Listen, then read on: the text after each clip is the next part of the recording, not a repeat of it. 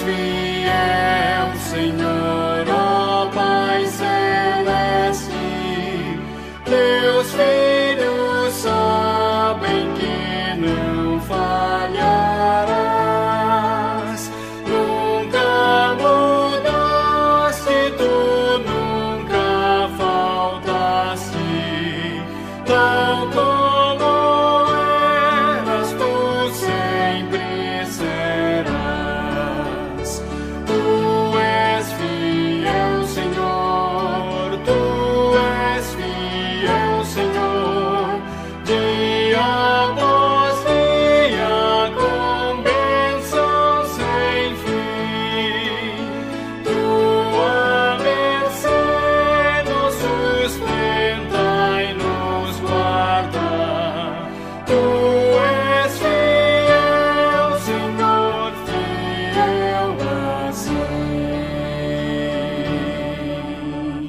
Flores e frutos, montanhas e mares, sol, lua, estrelas brilhando no céu. Tudo criaste na terra e nos ares, para louvar-te, Senhor, que és fiel. Tu és fiel, Senhor, tu és fiel, Senhor, dia após dia, com bênção sem fim. Tua mercê nos sustenta e nos guarda. Tu és fiel, Senhor, fiel assim.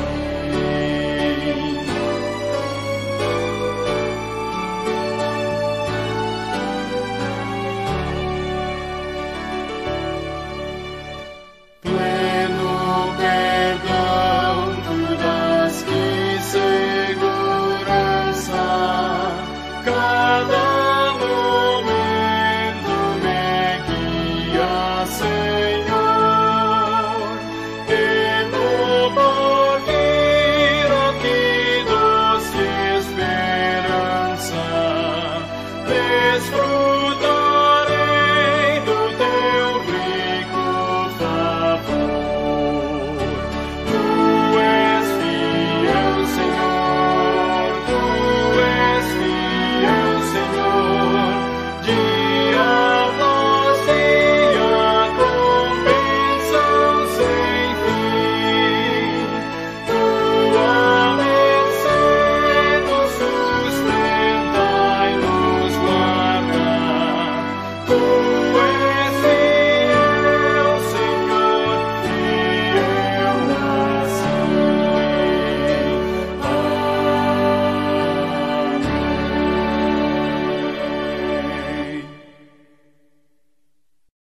Amém. Fala pessoal, bom dia. Espero que todos vocês estejam bem. Estou aqui hoje para a gente poder refletir mais um pouquinho na palavra de Deus. Hoje é o penúltimo domingo do mês de abril, mês onde nós celebramos a Páscoa e estamos numa jornada de conhecimento de Jesus, de conhecimento do Evangelho segundo o próprio Jesus Cristo. Estamos vendo no Evangelho de João as maneiras como Jesus se apresenta, principalmente aquelas nas quais ele usa uma referência direta à afirmação mais fantástica que ele fez ao longo da sua jornada encarnada. Quando ele diz que ele é Deus, que ele usa o eu sou, fazendo referência ao texto de Êxodo, quando Deus aponta ou diz o seu nome como sendo eu sou Yahvé. Jesus então fala 7 vezes essa palavra eu sou no Evangelho de João, e a gente já está na penúltima apresentação de Jesus, e a gente vai compreender um pouquinho o que Jesus quis dizer, como ele se apresenta e quais são as implicações do fato de Jesus ser o caminho, a verdade e a vida para nós no ano de 2021, nesse contexto tão conturbado que vivemos. Mas antes eu quero convidar você, juntamente com a sua família, curvar sua cabeça, fechar os seus olhos e buscar em oração a face daquele que se revela a nós. Senhor, nós te agradecemos mais uma vez por nos abençoar com a tua presença, doce, suave e mansa. E nessa manhã o nosso desejo é que tu fales profundamente aos nossos corações, de modo que encontremos no Senhor o caminho, a verdade e a vida plena. Amém. Bom, então abra sua Bíblia comigo no Evangelho de João, capítulo 14. Essa afirmação conhecidíssima de Jesus está no versículo 6. E a gente vai ler esse versículo, que é uma resposta de Jesus. Depois a gente vai entender um pouquinho o contexto e vai fazer alguns apontamentos. Versículo 6, então, do capítulo 14 de João, diz assim: Respondeu Jesus a Tomé, quem lhe questionou: Eu sou o caminho, a verdade e a vida.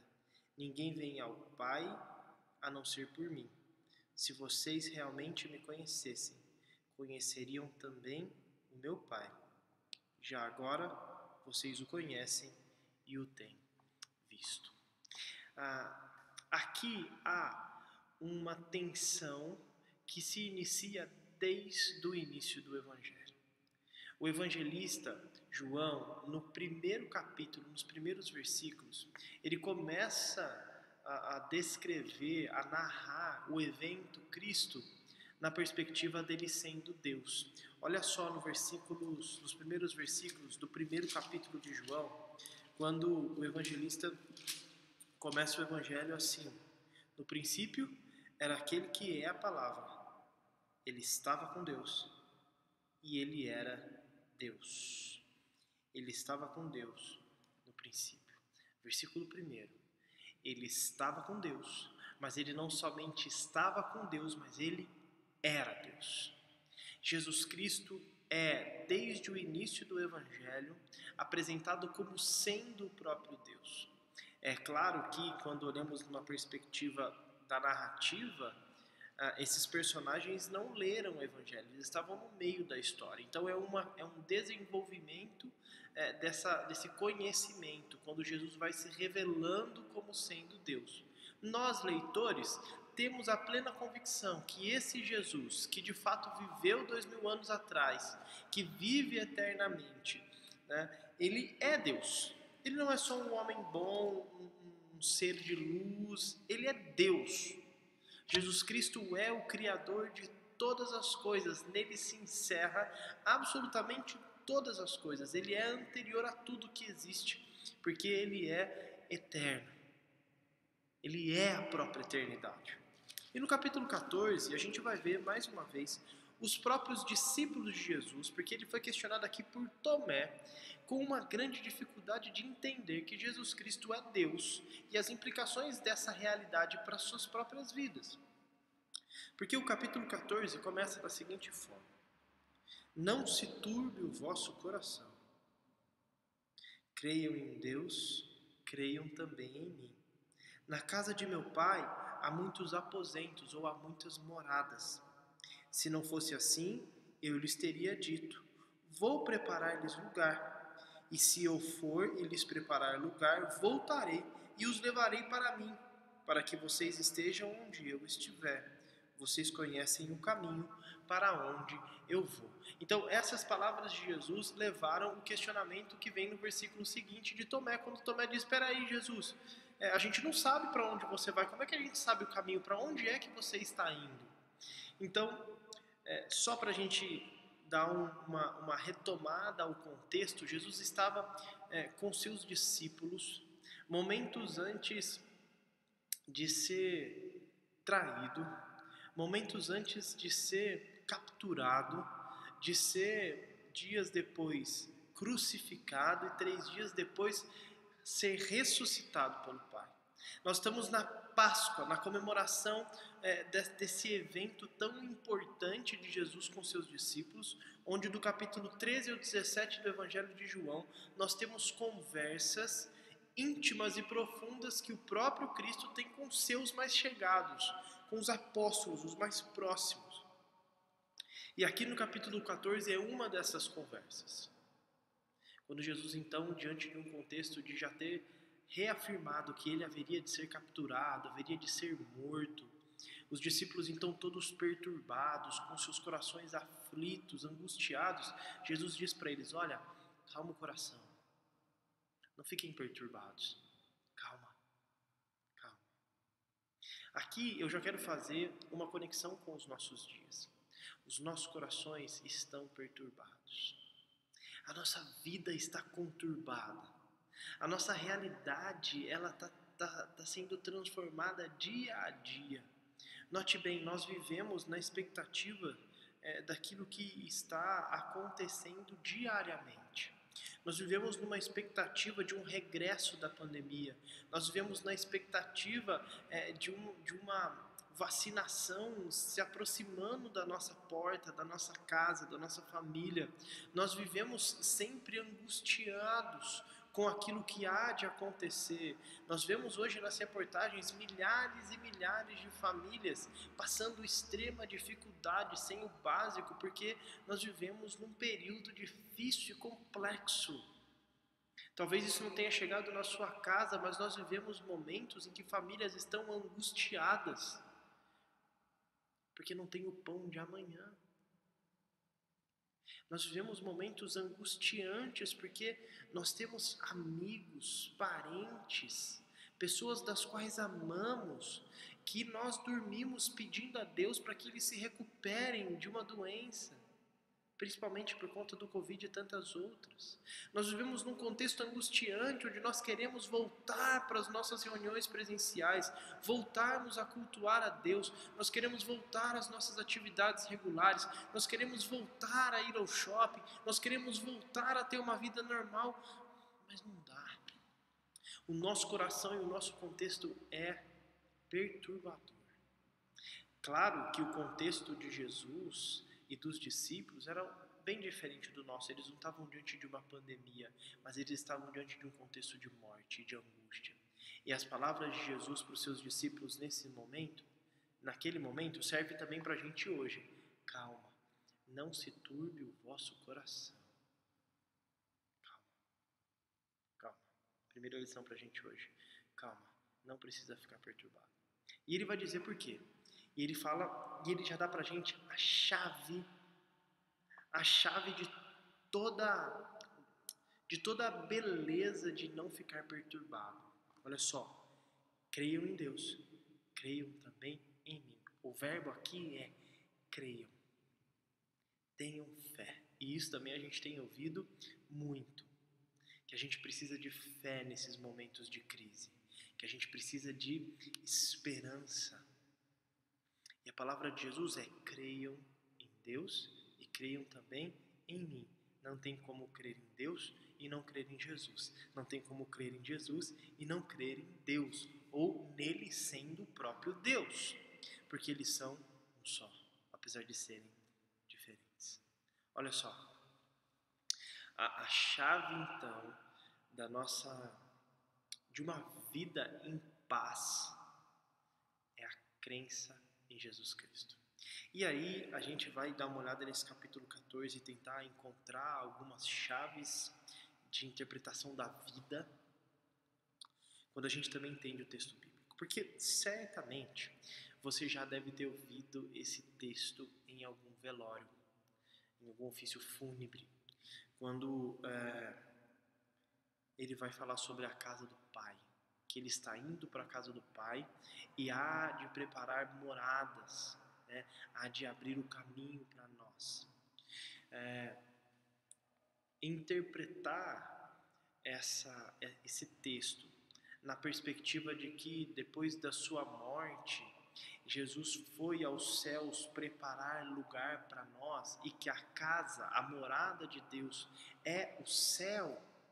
Então Jesus está preparando no céu morada para eu e você morarmos após a morte, é uma interpretação um tanto quanto equivocada, digamos assim, porque o contexto do Evangelho de João e de Jesus e a própria realidade dos judeus da época nos apresenta uma perspectiva diferente.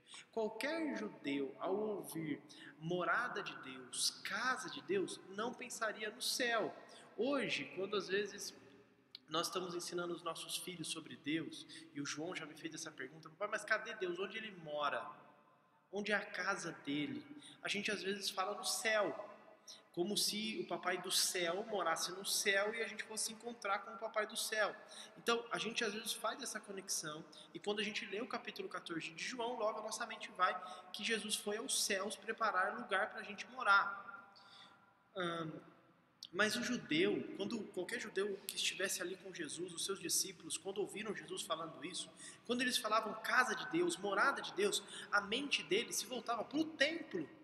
Porque o templo era, na perspectiva deles, a morada de Deus, a casa de Deus. Deus habitava no templo. E o templo de Jerusalém, então, era onde Deus habitava. E olha que interessante, você vai olhar no capítulo 2 de João, algumas palavras de Jesus em relação ao próprio templo. Mas antes disso, você pode se lembrar que quando Jesus esteve no templo de Jerusalém, certa feita, ele expulsou alguns cambistas, chutou todas as barracas que tinha lá, e ele mesmo disse: olha, vocês estão fazendo da casa do meu pai um lugar de comércio, um lugar profano. Aqui há de ser chamado casa de oração. Vocês estão fazendo a morada, a casa do meu pai, um lugar de escárnio. E ele então chutou as barracas, quebrou tudo, um momento em que Jesus ficou extremamente nervoso. E você então deve se lembrar disso. E o mais interessante é que Jesus diz o seguinte, esse daí no capítulo 2, que tem essa purificação do templo, digamos assim, e ele diz: olha, em outro momento, essa casa será destruída e eu hei de reconstruí-la em 3 dias. Ali Jesus já fez a transformação do paradigma. Jesus fez uma transformação na ideia de casa, de morada de Deus. Porque ele está falando: olha, essa morada de Deus não vale mais. Destruam essa casa, esqueçam esse templo. Esse templo não é o lugar onde Deus habita, onde Deus está, mas eu vou reconstruir essa casa em 3 dias. É uma clara referência ao fato de que ele haveria de morrer e em 3 dias ele reconstruiria a casa de Deus, a morada de Deus. Deus habitaria em outro lugar. E a gente vai entender que isso não é apenas um lugar, mas é um movimento de plenitude de morada de Deus, porque então, quando Jesus morre e ressuscita ao 3º dia, ele está dizendo: olha, o Pai agora, ele não tem mais limites de espaço, como se ele tivesse antes. A gente sabe que não tem, mas a ideia aqui é para ficar clara: Deus agora é revelado de fato no próprio Jesus, e Deus agora habita em Jesus, porque Deus é Jesus Cristo. Só que existe algo ainda mais interessante que a gente pode encontrar no próprio capítulo 14 que nós estamos lendo. Porque a ideia então seria que Deus se faz presente em nós, ou se faz presente entre nós na pessoa de Jesus. E quando então a gente entende esse texto do capítulo 14, olha, eu vou preparar-lhes lugar e voltarei, ele está trazendo à tona a ideia de que essa morada de Deus se fará presente aqui entre nós, mas agora de uma outra forma. E quando a gente encontra no próprio capítulo 14, outra vez a palavra morada, a gente encontra no versículo 23 do capítulo 14. Olha só o que ele vai dizer. Respondeu Jesus: se alguém me ama, obedecerá a minha palavra. Meu Pai o amará, nós viremos a ele e faremos morada nele. Mais uma vez, aqui nós encontramos o elemento chave da fé, da crença. Porque quando o texto diz, ou quando Jesus diz: olha, aquele que me ama, é aquele que obedece a minha palavra. Aquele que obedece a minha palavra é aquele que me ama, não é aquele que fica cantando, dizendo que me ama, escrevendo carta de amor. Não, quem me ama é aquele que me obedece, que me segue, que tem um compromisso sério comigo e que me obedece, custe o que custar. Esse sim me ama. E esse que me ama, que nós podemos falar que essa sim é a igreja de Jesus Cristo, a igreja verdadeira, são os discípulos e discípulas que amam a Jesus, o seu Senhor, e obedecem a sua palavra porque o amam. Estes sim são também amados de Deus o Pai, e Deus Pai e Deus Jesus vem até nós, claro que na mediação do Espírito Santo, ou seja, o Espírito é derramado sobre nós, e eles, o Deus, a Trindade, o Deus Trino, mora em nós.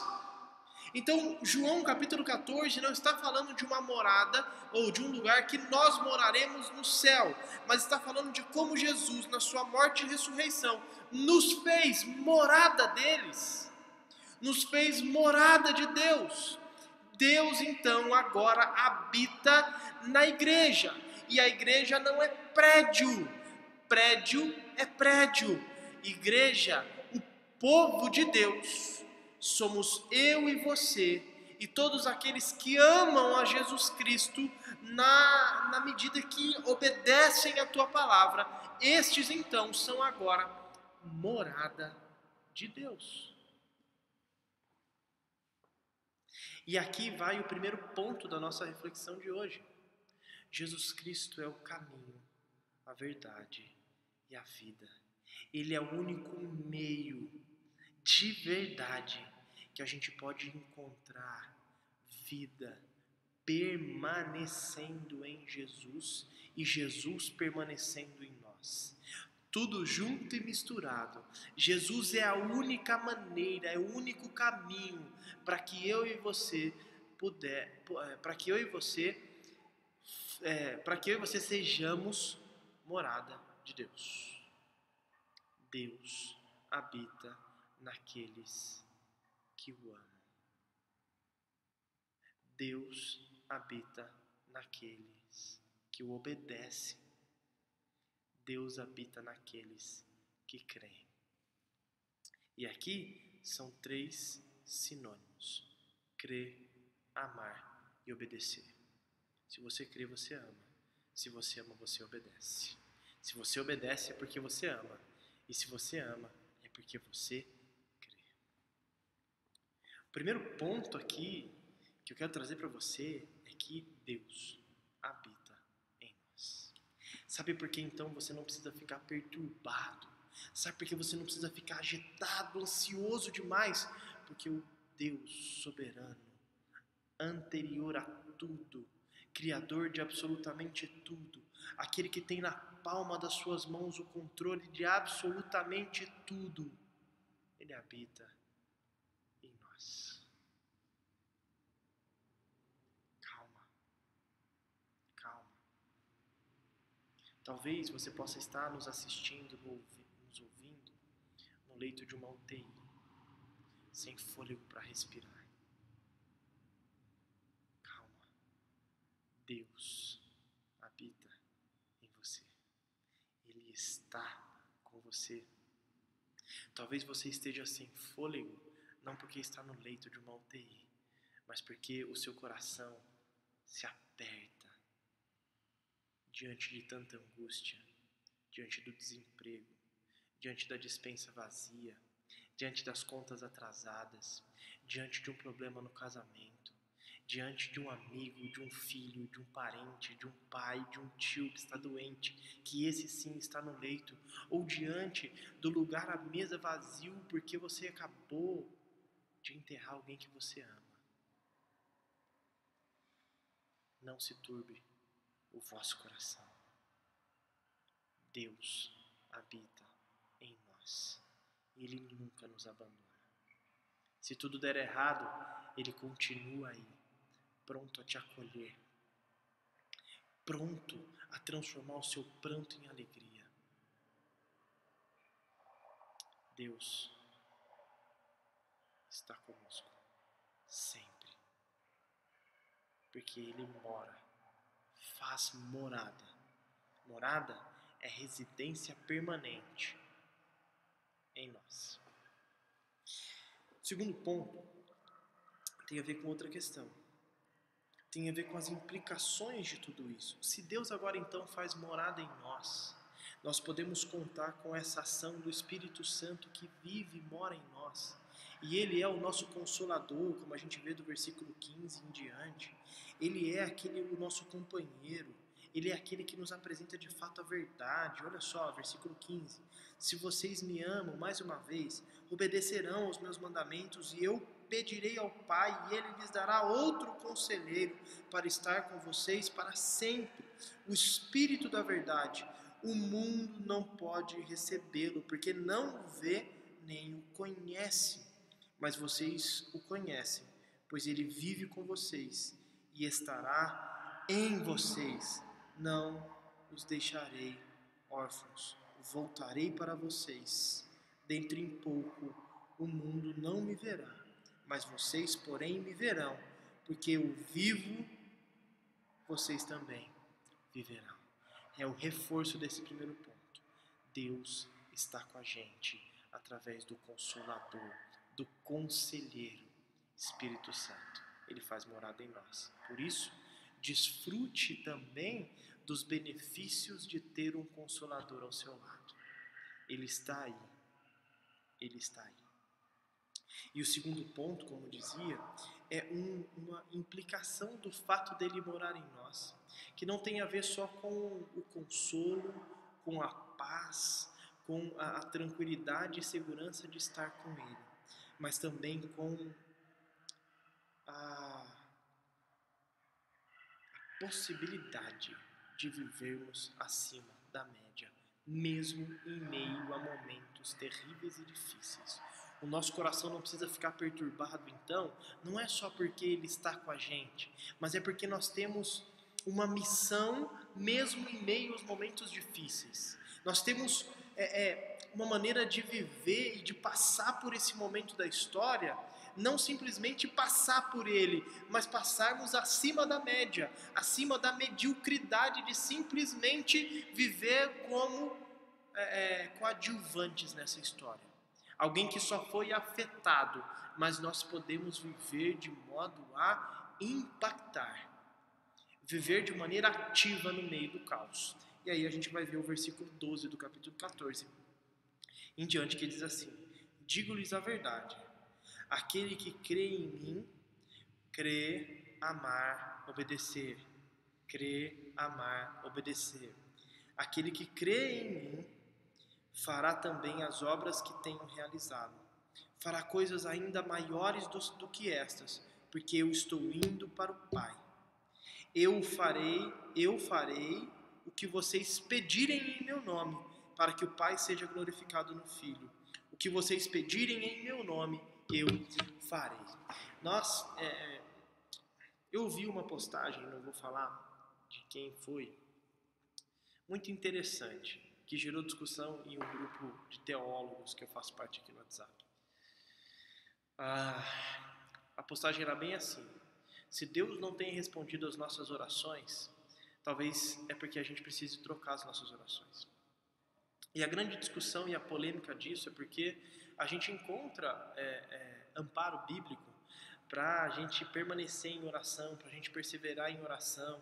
A gente vê a parábola da viúva persistente, por exemplo, e a gente vê outros tantos textos que nos impulsionam a perseverar em oração, a permanecer sempre nesse espírito de clamor.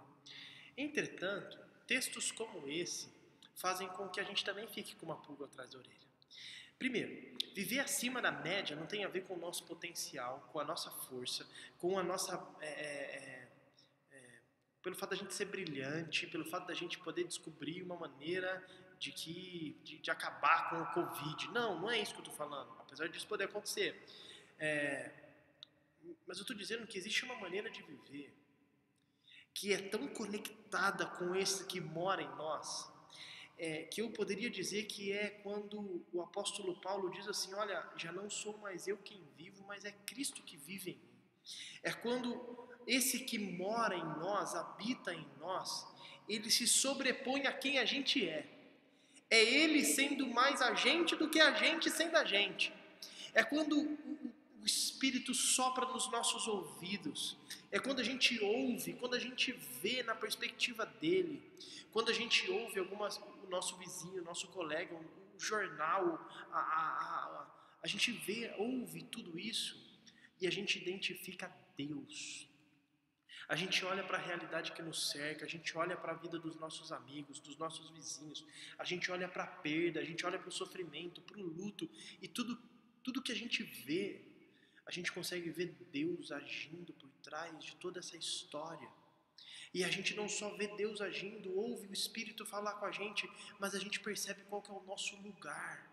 Qual que é o nosso espaço de ação, aonde que a gente deve pôr a mão, como a gente está sendo direcionado por Deus para passarmos então de um estilo de vida passivo, onde a vida só nos leva, para que a gente conduza também momentos da história, de modo que Deus seja glorificado, de modo que o Filho seja glorificado, de modo que Jesus Cristo nasça, de modo que Jesus Cristo ressurja, de modo que Jesus Cristo apareça e a luz dele brilhe através de nós, porque ele diz que aqueles que o amam, que são então moradas de Deus, farão coisas mais maravilhosas do que ele fez. Que coisa doida, que convite maluco, que perspectiva da vida diferente. Enquanto talvez muitas pessoas estão falando, cara, aqui a gente tem só que sobreviver, a gente tem que esperar passar, a gente só tem que viver, a gente tem que deixar, a gente tem que se cuidar só para a gente poder viver depois. O que Jesus está falando é para com isso. O que eu tenho para vocês é uma vida acima da média, acima da mediocridade. Não é só para vocês viverem, é para vocês impactarem, é para vocês pregarem, é para vocês viverem de modo que o mundo saiba que Ele é Deus, que Ele está no comando de todas as coisas, que Ele guarda os seus e que Ele continua a fazer morada do Pai no peito de todos aqueles que nele creem. É hora da gente viver acima da média. E o texto diz que quando a gente conseguir entender isso, tudo aquilo que a gente pedir, Ele vai fazer. Olha só. Olha só. Nessa perspectiva, talvez, se Deus não tem respondido às nossas orações, talvez seja a hora da gente rever as nossas orações. Talvez seja a hora da gente rever o nosso coração. Talvez seja a hora da gente rever a nossa paixão, o que a gente está amando. Porque se a gente estiver amando a Jesus Cristo, nós estaremos obedecendo a sua palavra. Nós estaremos vivendo como discípulo e discípula dele. Então, Jesus Cristo é o caminho, a verdade e a vida. Ele é o caminho para essa vida de verdade. Uma vida que não é só passiva, mas é uma vida que é protagonista. É uma vida incisiva. É uma vida com significado a ponto dessa transcendência de Deus em nós alcançar todos que estão ao nosso redor. Por isso, creiam em Jesus Cristo. Creiam nele e vivam acima da média. Isso parece um tanto quanto utópico, mas não sou eu quem digo, é Jesus Cristo. Aqueles que me amam, aqueles que me obedecem, aqueles que creem em mim farão coisas ainda maiores. Qual é a maior coisa que Jesus fez na sua vida? Foi te livrar da morte? Foi te livrar de um acidente? Foi te dar um emprego, abrir uma porta de emprego? Foi te curar da Covid? Qual foi a maior coisa que Jesus Cristo fez na sua vida? A maior coisa que Jesus Cristo fez por você foi te amar, se entregar por você como um cordeiro na cruz do Calvário, para que você pudesse ter vida, para que você pudesse ser perdoado, para que você pudesse ser redimido e para que você pudesse viver como Ele viveu. A maior coisa que Jesus Cristo fez por você foi ter ressuscitado ao terceiro dia, para que você tenha a certeza absoluta de que no dia da morte você pode cantar, porque aqueles que morrem no Senhor viverão eternamente. A maior coisa que Jesus Cristo fez foi te fazer eterno, foi te dar a eternidade, juntamente com o perdão dos pecados. Por isso, não se turbe o vosso coração. Creiam em Jesus Cristo, creiam em Deus, sejam morada de Deus, encontrem consolo, abrigo, companhia. Mas assim, sejam também protagonistas da história que estamos vivendo, amando como Jesus amou. Vamos orar? Senhor, nós te agradecemos, porque Tu tens sido bom demais para nós. Obrigado porque a gente não precisa se desesperar, porque Tu estás conosco. Que todos aqueles que ainda não o receberam, todos aqueles que ainda não creram no Senhor, que se rendam através da mensagem de amor que há na cruz, vazia e ensanguentada, e no sepulcro, também vazio. Que Deus, em nome de Jesus, nós encontremos no Senhor o caminho para uma vida verdadeira, que só o Senhor pode nos dar. Nos abençoe em nome de Jesus. Amém. E que a graça de Jesus Cristo, nosso Senhor, que o amor de Deus, o nosso Pai, que a companhia, o consolo e o poder do Santo Espírito que faz morada em nós, estejam com todos vocês, hoje e sempre. Amém. Amém. Deus abençoe vocês, mais um domingo nesse formato remoto, mas na esperança de que tudo isso vai passar. Mas não só de que tudo isso vai passar, mas de que nós seremos usados por Deus em meio a tudo isso e para a glória dele sempre. Abraço a todos vocês, tenham um excelente domingo, uma ótima semana. Domingo que vem é a última mensagem dessa série, você não pode perder, porque Jesus Cristo, além de tudo isso, é a grande videira verdadeira.